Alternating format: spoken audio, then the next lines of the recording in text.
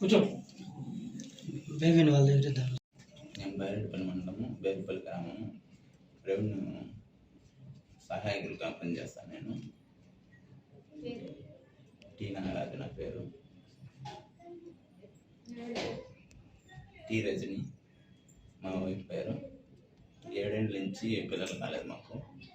మళ్ళీ ఇక్కడికి వచ్చినాక వేరే వాళ్ళు చెప్పినారు వీకేర్లో పోయి చూపించుకోండి అని. మళ్ళీ ఇక్కడికి వచ్చినాము. ఇక్కడికి వచ్చినాక సంవత్సరానికి మాకు ఆడపాప పుట్టింది. ట్రీట్మెంట్లో తల్లి బిడ్డ సేఫ్గానే ఉంటారు, ఏమి ఇబ్బంది అయితే లేదు. సార్ వాళ్ళకంతా థ్యాంక్స్. మేడంకి మెయిన్ మేడం బాగా చూసుకునింది. అన్నీ ఏమైనా చేయాలంటే కూడా సారు మేడం మాకు చాలా హెల్ప్ చేసినారు. డబ్బులు మామూలుగా ఏమి ఇబ్బంది అయితే లేదు. అమౌంట్ గురించి కూడా ఏదైనా అడిగితే సార్ వాళ్ళు హెల్ప్ చేస్తారు. సారు మేడం కానీ మేడం మా దగ్గర లేదు అంటే సరేలే చూసుకొని పోతారు. Hospital VKR hospital Palamaner.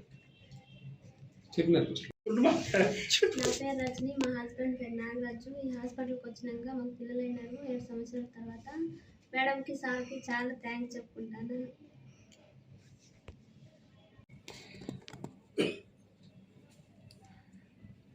నమస్తే.